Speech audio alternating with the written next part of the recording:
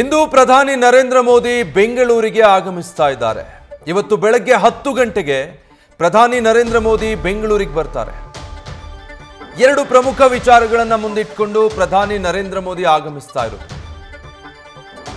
ಒಂದು, ಬೆಂಗಳೂರು ಟು ಬೆಳಗಾವಿ ವಂದೇ ಭಾರತ್ ರೈಲಿಗೆ ಚಾಲನೆ ಕೊಡ್ತಾರೆ। ಮತ್ತೊಂದು, ನಮ್ಮ ಮೆಟ್ರೋ ಹಳದಿ ಮಾರ್ಗವನ್ನ ಲೋಕಾರ್ಪಣೆಗೊಳಿಸಲಿದ್ದಾರೆ। ಮೆಟ್ರೋ 3ನೇ ಫೇಸ್ಗೆ ಪ್ರಧಾನಿ ನರೇಂದ್ರ ಮೋದಿ ಶಂಕುಸ್ಥಾಪನೆಯನ್ನ ನೆರವೇರಿಸಲಿದ್ದಾರೆ। ಸೊ ಈ ಎರಡು ಕಾರ್ಯಗಳಿಗೆ ಚಾಲನೆ ನೀಡೋ ನಿಟ್ಟಿನಲ್ಲಿ ಒಂದು, ಈಗಾಗಲೇ ಸಿದ್ಧಗೊಂಡಿರುವಂತಹ ಯೆಲ್ಲೋ ಲೈನ್ ಮೆಟ್ರೋ ಸಂಚಾರಕ್ಕೆ ಚಾಲನೆ ನೀಡೋದು, ಮತ್ತೊಂದು 3ನೇ ಹಂತದ ಮೆಟ್ರೋ ಕಾಮಗಾರಿಗೆ ಶಂಕುಸ್ಥಾಪನೆಯನ್ನ ನೆರವೇರಿಸುವಂಥದ್ದು।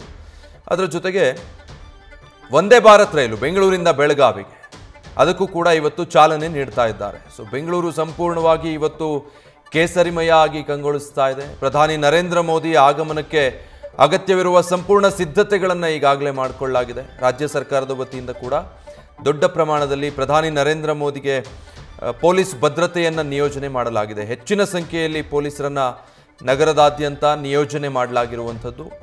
ಬೆಂಗಳೂರನ್ನ ಡಿವಿಷನ್ಗಳಾಗಿ ಮಾಡಿಕೊಂಡು ಪೊಲೀಸ್ ಸಿಬ್ಬಂದಿಯನ್ನ ಹೆಚ್ಚುವರಿಯಾಗಿ ಇವತ್ತು ನಿಯೋಜನೆ ಮಾಡಿದ್ದಾರೆ।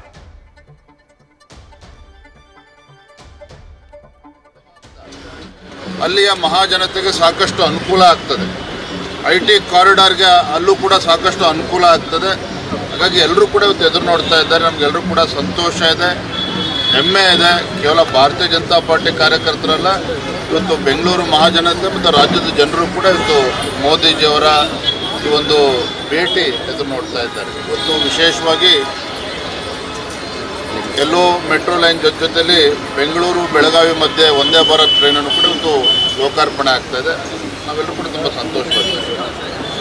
ಈಗ ಕ್ರೆಡಿಟ್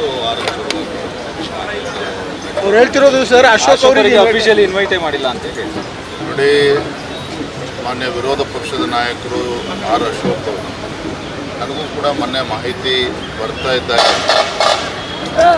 ಪ್ರಧಾನಮಂತ್ರಿ ಕಚೇರಿಗೆ ಅದನ್ನು ಮಾಹಿತಿಯನ್ನು ಕೊಟ್ಟು ನಿನ್ನೆ ತಡರಾತ್ರಿ ಕೂಡ ನಾವು ಚರ್ಚೆ ಮಾಡಿ, ನಿನ್ನೆ ತಡರಾತ್ರಿ ನಾನು ಕೂಡ ಪ್ರಧಾನಮಂತ್ರಿ ಕಚೇರಿ ಮಾತಾಡಿದ ನಂತರದಲ್ಲಿ ಮೊನ್ನೆ ಪ್ರಹ್ಲಾದ್ ಜೋಶಿ ಅವರು ನಾನು ವಿನಂತಿಯನ್ನು ಮಾಡಿದೆ। ಅವರು ಕೂಡ ಆರ್ ಅಶೋಕ್ ಅವರ ಹೆಸರು ಸೇರಿದೆ, ಅವರು ಕೂಡ ವೇದಿಕೆ ಮೇಲೆ ಇರ್ತಾರೆ, ಯಾರು ಆತಂಕ ಪಡುವಂಥ ಅವಶ್ಯಕತೆ ಇಲ್ಲ। ಬಟ್ ಅಲ್ಲೇನೋ ಕಮ್ಯುನಿಕೇಷನ್ ಆಗಿದ್ದು ಆಗಿರುವಂಥದ್ದು।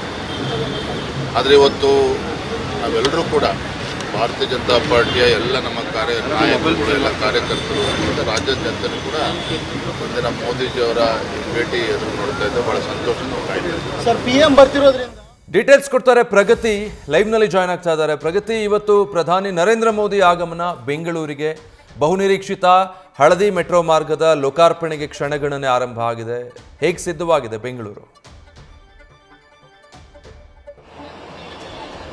ವಿಜಯ್, ಹಳದಿ ಮಾರ್ಗ ಯಾವಾಗ ಉದ್ಘಾಟನೆ ಆಗುತ್ತೆ ಅನ್ನುವಂತಹ ನಿರೀಕ್ಷೆಯಲ್ಲಿ ಸಾಕಷ್ಟು ಜನ ಇದ್ರು। ಬೆಂಗಳೂರಿನ ಐಟಿ ಹಬ್, ಎಲೆಕ್ಟ್ರಾನಿಕ್ ಸಿಟಿಯಿಂದ ಬೆಂಗಳೂರಿನ ಕೇಂದ್ರ ಭಾಗಕ್ಕೆ ಸಂಪರ್ಕ ಕಲ್ಪಿಸುವಂತಹ ಒಂದು ಪ್ರಮುಖವಾದಂತಹ ಮೆಟ್ರೋ ಇದು।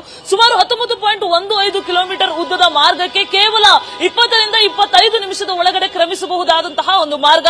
ಸಾಕಷ್ಟು ಟ್ರಾಫಿಕ್ ಜಾಮ್ ಆಗುತ್ತೆ ನಿಮಗೆ ನಾರ್ಮಲ್ ಡೇಸ್ ಅಲ್ಲಿ ನಾವು ಎಲೆಕ್ಟ್ರಾನಿಕ್ ಸಿಟಿಗೆ ಹೋಗ್ತೀವಿ ಅಂದ್ರೆ, ಆದ್ರೆ ಮೆಟ್ರೋ ಮೂಲಕ ಶರವೇಗದ ಸರದಾರನನ್ನ ನಾವು ಹಿಡ್ಕೊಂಡು ಹೋಗೋದ್ರಿಂದ ಸಾಕಷ್ಟು ಈಸಿಯಾಗಿ ಬಹಳ ಕ್ವಿಕ್ ಆಗಿ ಹೋಗೋದಕ್ಕೆ ಅನುಕೂಲ ಆಗುತ್ತೆ।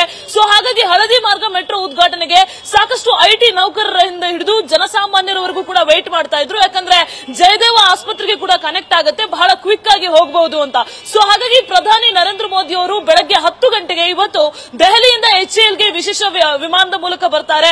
HAL ನಿಂದ ನೇರವಾಗಿ ಮೇಕ್ರಿ ಸರ್ಕಲ್ ಗೆ ಹೋಗ್ತಾರೆ, ಮೇಕ್ರಿ ಸರ್ಕಲ್ ನಿಂದ ನೇರವಾಗಿ ಕ್ರಾಂತಿವೀರ ಸಂಗೊಳ್ಳಿ ರಾಯಣ್ಣ ರೈಲ್ವೆ ನಿಲ್ದಾಣಕ್ಕೆ ಹೋಗ್ತಾರೆ। ಅಲ್ಲಿ ಇವತ್ತು ಪ್ರಮುಖವಾದಂತಹ 11ನೇ ವಂದೇ ಭಾರತ್ ರೈಲನ್ನ ಉದ್ಘಾಟನೆ ಮಾಡ್ತಾರೆ। ಇದು ಕೂಡ ಬೆಂಗಳೂರು ಟು ಬೆಳಗಾವಿ ಕನೆಕ್ಟ್ ಆಗುವಂತಹ ಸುಮಾರು 8 ಜಿಲ್ಲೆಗಳನ್ನ ಹಾದು ಹೋಗುವಂತಹ ಒಂದು ರೈಲು। ಇದು ಕೂಡ ಬಹಳ ಜನಕ್ಕೆ ಅನುಕೂಲವಾದಂತಹ ವಂದೇ ಭಾರತ್ ಎಕ್ಸ್ಪ್ರೆಸ್ ಅನ್ನು ಕೂಡ ಉದ್ಘಾಟನೆ ಮಾಡ್ತಾರೆ।